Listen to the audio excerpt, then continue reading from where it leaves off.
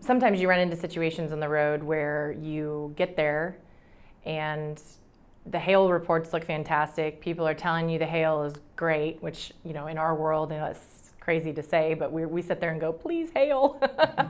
So when it does, and you get there, sometimes the damage can be too bad.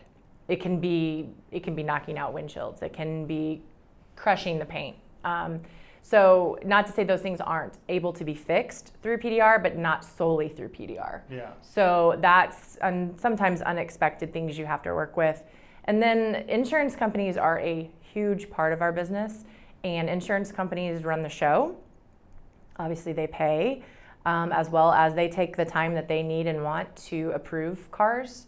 So body shops can get bottlenecked, and business basically can stop for a short period of time or a long period of time. Yeah, and bottlenecking means you get an inflow of work, and if you can't get the work out as fast as it comes in, it's essentially bottlenecks. It kind of gets to a little tight, And so right now in Texas, where a storm where Chris was working, they were bringing all you can bring in, have cars drop off. Well, the painter can't keep up because the damage is worse, like she said, than PDR, doing paintless dent repair. So they have all these cars sitting that they can't get to, so they can't bring more cars in. So he was at a standstill, so he ended up having to leave the storm. So management is a very important job at a hailstorm, and the teaching, and Chris and I have learned over the years, we're trying to teach that to our academy students. But if you don't know how to go in, because normally when you're at a body shop, they know collision, they're in and out.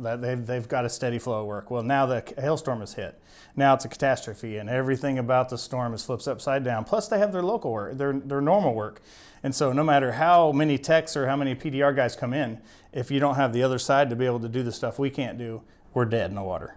There's just nothing we can do to help. And that's why it's important to get a good lead tech in the shop to manage the flow of work. Because obviously we love bringing in 30 cars a week, but if they can only handle 5, then we'd have 5 guys sitting at the storm.